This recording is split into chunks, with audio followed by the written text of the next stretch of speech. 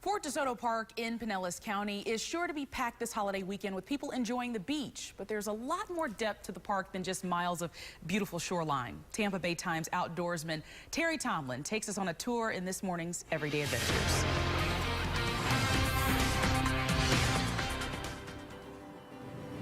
I've been coming to Fort Desoto County Park for years to fish, surf, paddle, swim, and you don't know how many times I've driven by this fort right here and never stopped to take a look.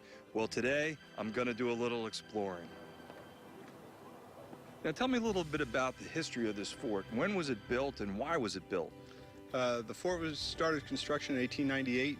It was built in response to the Spanish-American War, which was happening at that time. It was never, not a hostile shot was ever fired out of this fort, but as you can see, we've got mortars and cannons and everything else that were here in support of the Army effort at that time.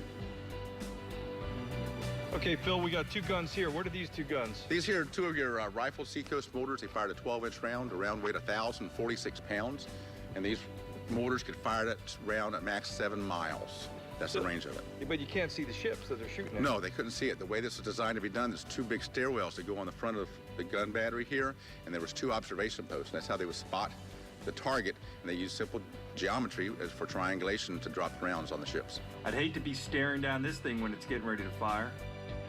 This is one of the data boosts. This is what they will receive the information from the chart room after receiving information from the 2 observation posts, and they would literally write down the information for the gun so that way the gun crew could read the elevation to aim the weapon and the angle to aim the way it could hit the target. So that information was basically relayed twice so the gun crews could read it and not have to worry about the echo in the pit relaying the information.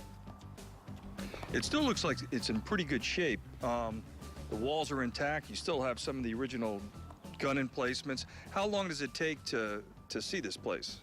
You can do a walk around the fort in less than 45 minutes, and that includes a tour up on top of the fort, which gives you a great overview of the park. If I was on a ship out there in the Gulf of Mexico heading this way, I wouldn't be able to see this place. Well, that's right. The way this was designed and built, the gun battery's behind the berm they put in here.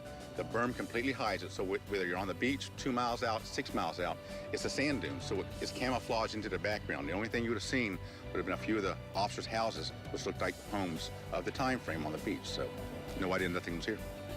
So there you have it. That's why I've driven by this place so many times. Until next time, I'm Terry Tomlin with your Everyday Adventure at Fort Desoto County Park.